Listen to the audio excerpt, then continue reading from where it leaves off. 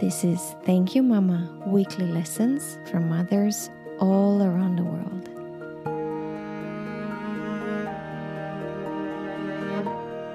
Hello and welcome to Thank You Mama. My name is Anna Teider. My guest today is Shawn Linam.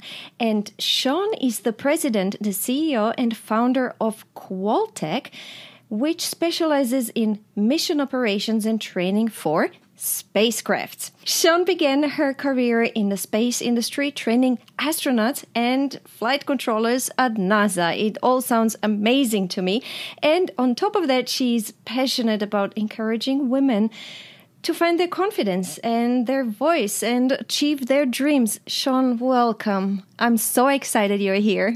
Thank you. I'm glad to be here. I heard you at a panel at a women's conference.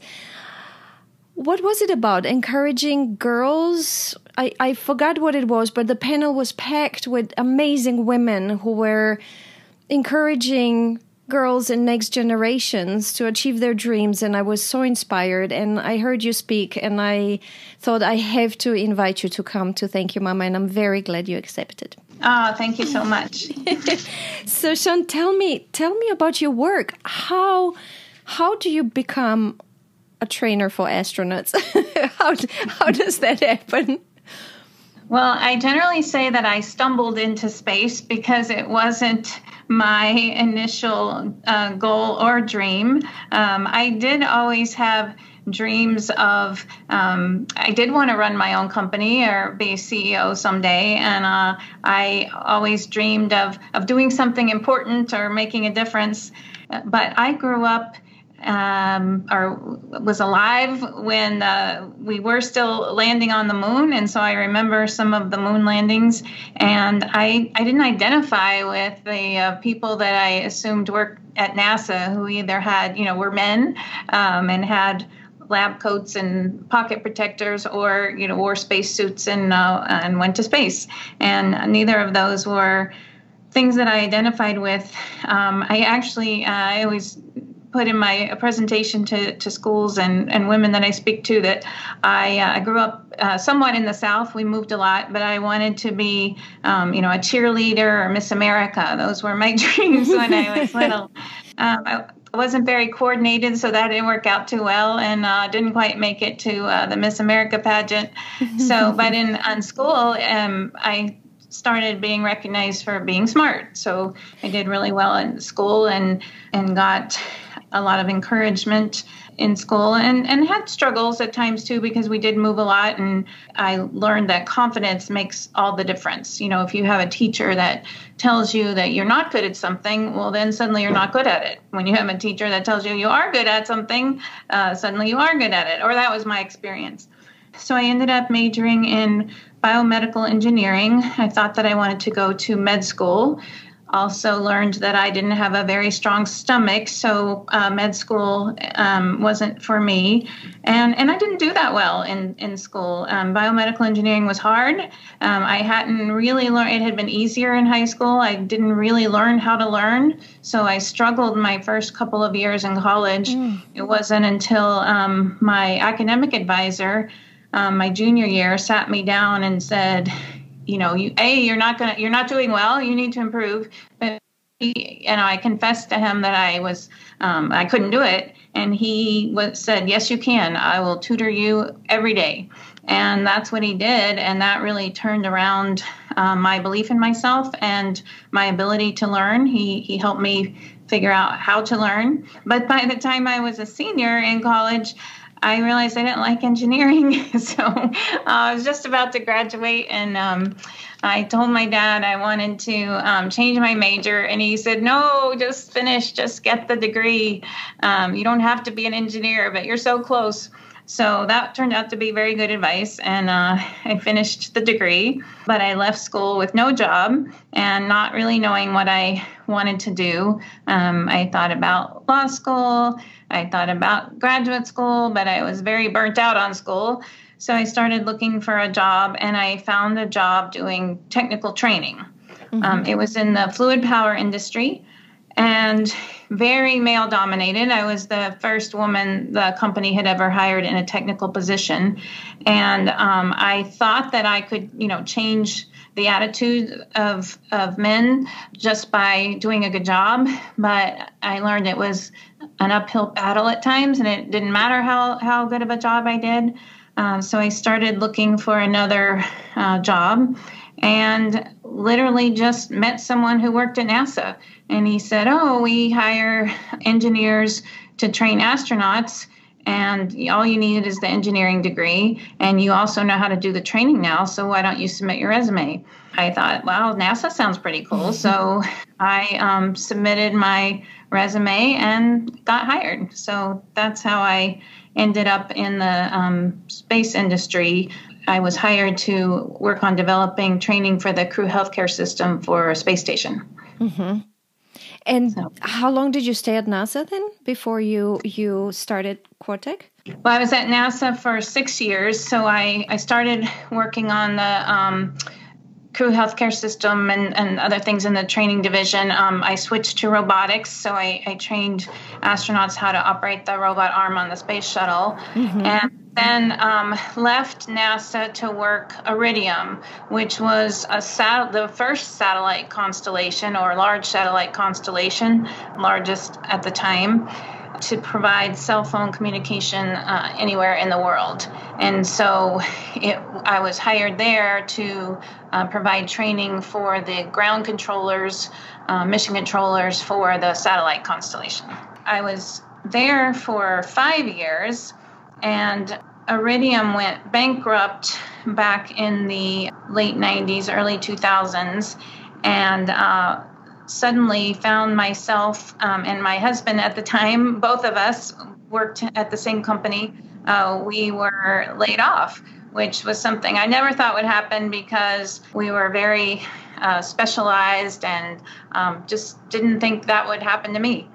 But we had 2 babies at the time, a 2-year-old and a 3-month-old, and suddenly found ourselves unemployed. And we had another colleague, co-worker that was also working. The company was called Cytor. It was working with us at the time. And so the 3 of us started Qwaltec after we were laid off from Cytor, really out of necessity to keep ourselves employed. Mm-hmm. Shawn, I have so many questions for you. Okay. First, I'm very curious. Do you ever wish you could go into space? Like when you're so close to all of this and when you're watching this, does it ever seem like, oh, I wish I could go? Or is it more like, no, thank you very much. This is not my thing. I'm not one of I know so many people in the industry that, yes, like that's always been their dream and they would jump right on it. That was never my dream. Mm-hmm. I think I'm a big chicken, so I'm not the first to raise my hand. I really enjoyed training astronauts for them to go to space, which was a nice position to be in because, I worked with people who they were wishing they were the ones going to space.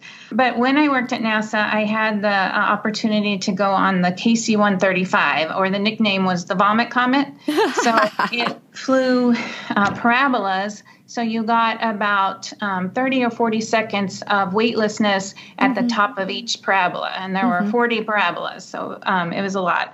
So that was the first time that I went, oh, wow, this is really cool. Maybe it would be fun to go to space. And then, just the images that you see looking back at the Earth and everything you hear from the people who have been about the just awe-inspiring views. So those things I would like to experience, but I'm still, waiting for it to be a little bit more of a everyday thing. I'm not in a hurry. My other question is, because we have listeners from 70 different countries, and I like talking about different cultures and introducing them to different cultures, and we take many things for granted. You mentioned I was from the South, so like it was expected I would become a cheerleader. What does it mean? For those who don't know United States. Yeah, the South Well, from my perspective, and at the time when I was young, it was still a time when traditionally women were in the home and men were the breadwinners. And then just, my first job that I mentioned, they wouldn't let me teach courses north of the Mason-Dixon line, they said, because I sounded like a Southern sorority girl. And because I also went to Mississippi State, and I wasn't a sorority. But I guess it was the norm or acceptable to have very gender-specific ideas about the woman being in the home or being a teacher or being something that was considered more traditionally female. And so it just didn't occur to me that I could aspire to something other than a female-specific role at the time. Yep. So the South used to be, I don't know if it still is, but used to be more conservative with the gender roles and the ideas of where women should be in the society, if I can say it that way. Yes, I would say that's true. I don't think that's, it's true today. All of my cousins who still live in the South are very professional women. But yeah, I would say that probably the South was slower to accept more equality in the gender roles. Mm-hmm. And then, Shawn, you were talking about learning, and I found that fascinating, especially because you were in training. And it was interesting that you said, and I have the same experience with my education, that we need to learn how to learn. Do you have any tips, or can you elaborate on that? How did you discover how to learn?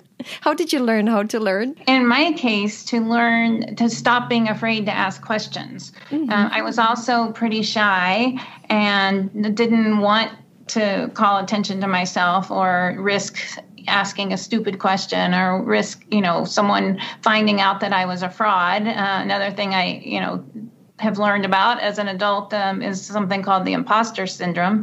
And I went, oh, that's me.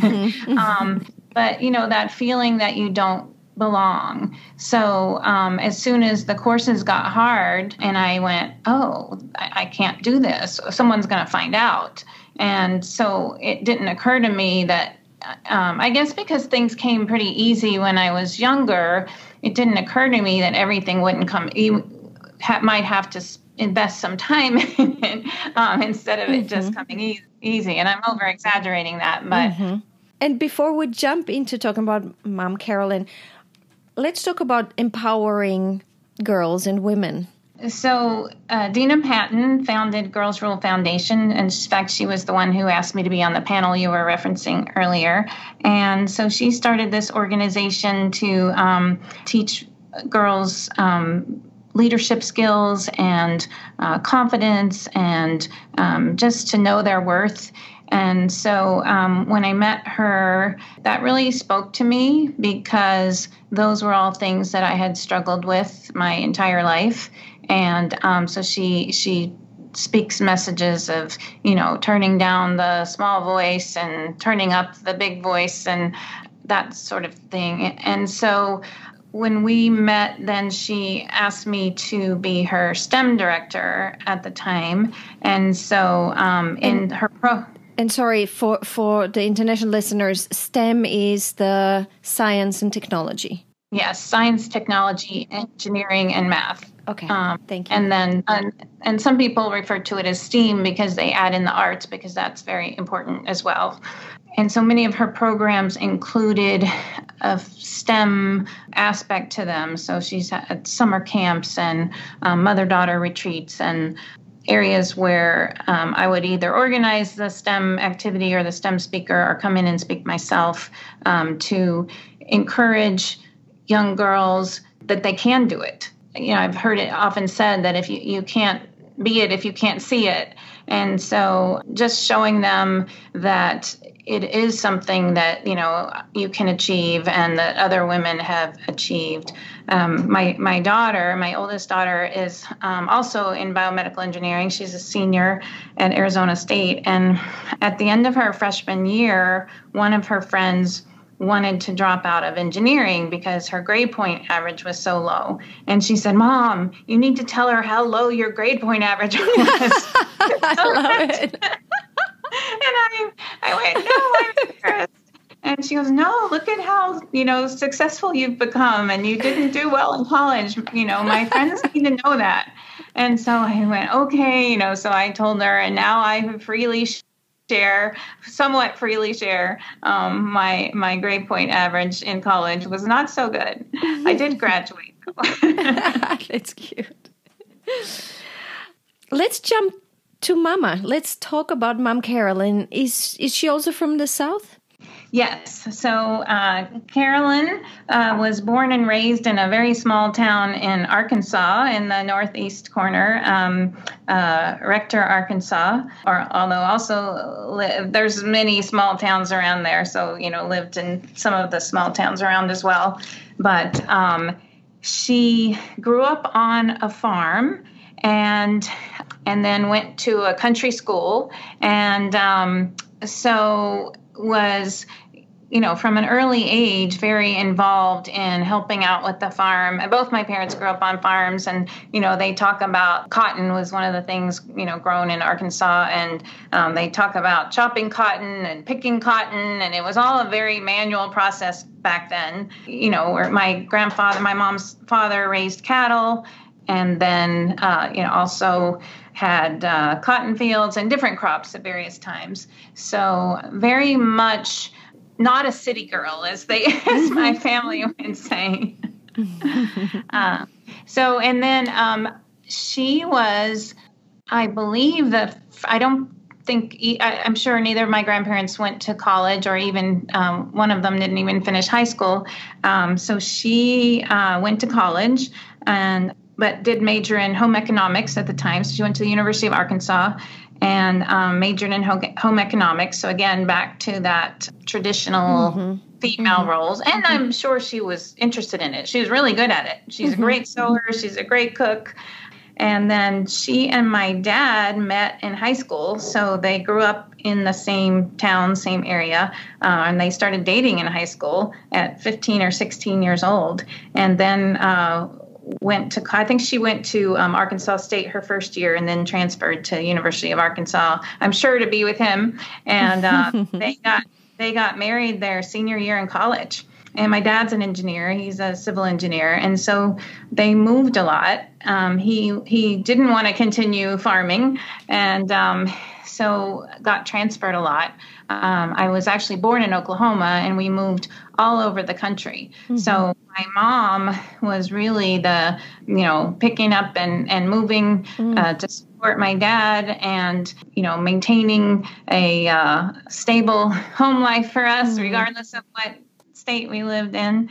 And she was a true caregiver. How many children did she have? Just two. So I have one brother. And she was, she has three sisters. So four of them, and she's the oldest. And then had my brother and I, and moved with my dad, 10 times. Oh, wow. Yeah. And I think you already jumped into lessons, because you started talking about how she was a caregiver. And that's one of the lessons you sent me. Do you want to talk about that? Yeah, she definitely worked hard to meet all of our needs. So every meal, breakfast on the table in the mornings. In fact, I was woken up to come eat breakfast first before anything else. She had dinner on the table every night, had our lunches packed, or our money for cafeteria ready for us to go. She did sew, as I mentioned. So up until I decided it wasn't cool, she sewed all my made all my clothes. She took care of the house. But at the same time, I mentioned one of the other lessons was, she did what it took to get things done. She wasn't set on gender roles. If the lawn needed to be mowed, she would go mow it. If the driveway needed to be shoveled from snow, she would shovel it. If there was something broken in the house, she'd get out a screwdriver and fix it. So I think a lot of that came from growing up on a farm, that everybody pitched in to get things done, and, not be afraid to look under the hood of the car or do something that, would mess up her manicure. This practicality, yeah. Did Yes. that give you a feeling of safety, having a mom that having such an organized home life? Like, as you said, Yes. breakfast on the table, dinners there. I'm wondering because my mom was so different. My mom was a career mom, and there was not always dinner there. Right. Yeah, it did give me a sense of safety and security. You know, the fact that we did move so much was really hard. Especially we moved from Arkansas to Idaho when I was in the 4th grade. And so completely different cultures, you know, talking about different cultures within the United States, you know, different parts of the country are completely different cultures. And so I didn't fit in. You know, I was made fun of for saying y'all. I even had a teacher angry at me for saying yes, ma'am, because we were very, you know, polite in the South and taught to say yes, ma'am, yes, sir. And so, you know, the fact that we had the stability at home, you know, helped us have a safe place to retreat to when the kids weren't so nice to me. But on the other hand, you mentioned this topic of I'm working and there's not always dinner at the table. Sometimes we have to order in or go eat out.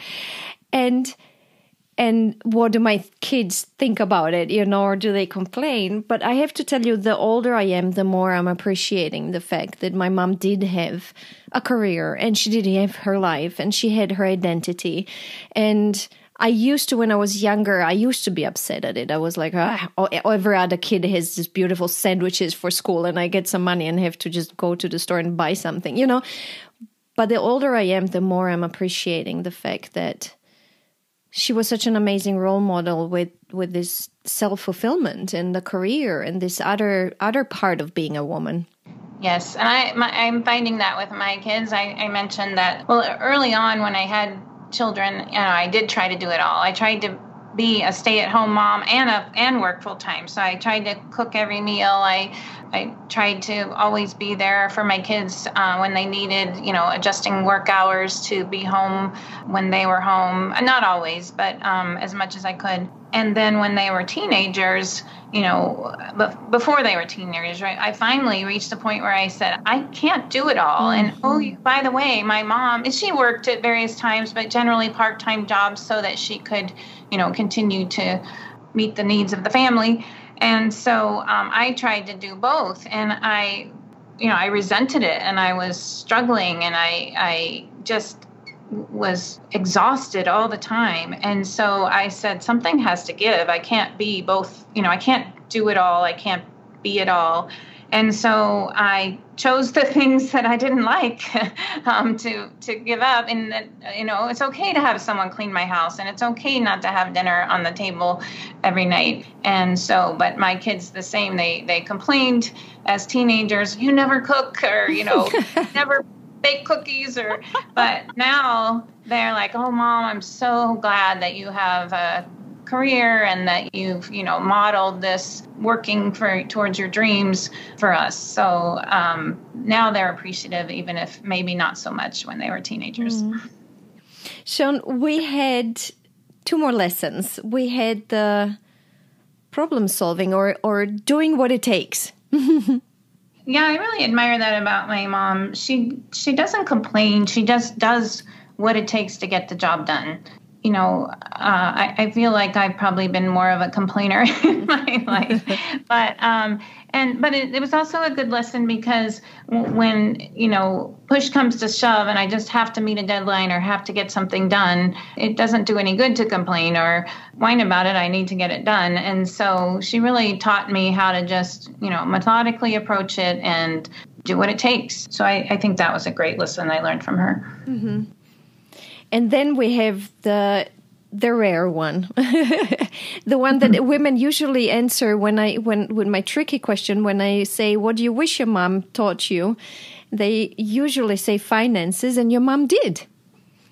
Oh, yes, my mom did. You know, my dad was the primary breadwinner, but I think they handled it really well. She managed all the finances. So basically, he turned his paycheck over to her, and she gave him an allowance. And I think that helped her feel empowered. That's just, my assessment. She didn't say that, but I think it helped her feel empowered. And also it worked out really well. I still see her sitting, balancing her checkbook. I gave that one up a long time ago too, because the online banking works pretty well.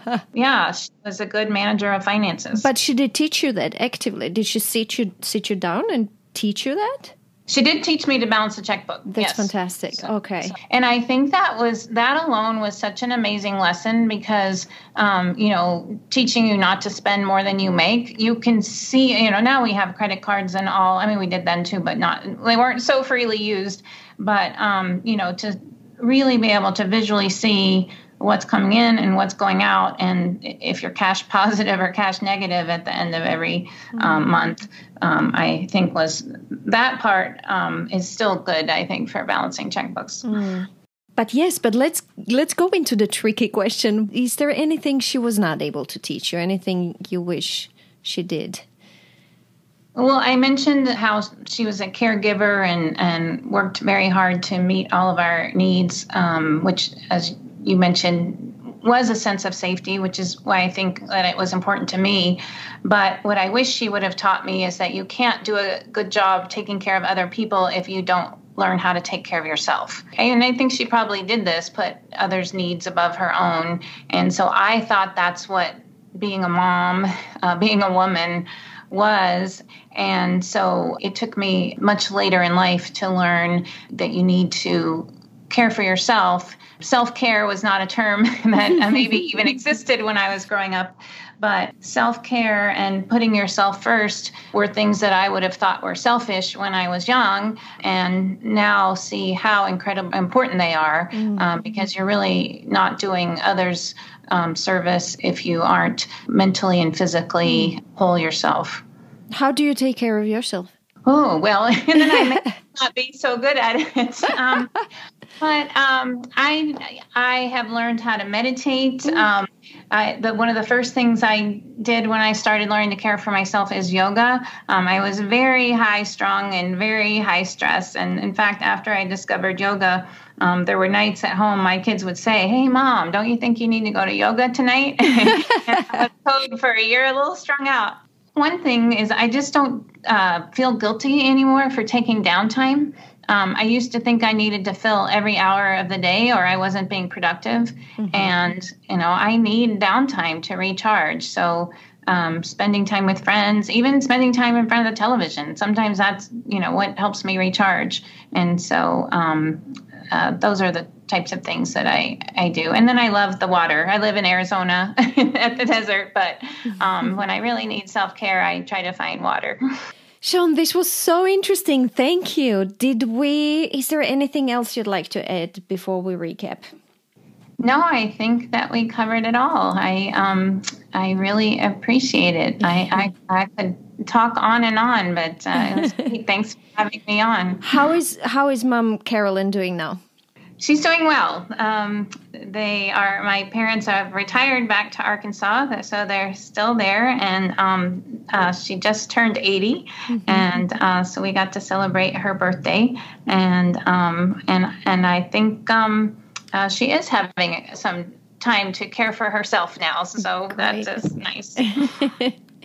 So let's quickly recap. We talked about gender never being an excuse for her or a factor in doing tasks that need to be done.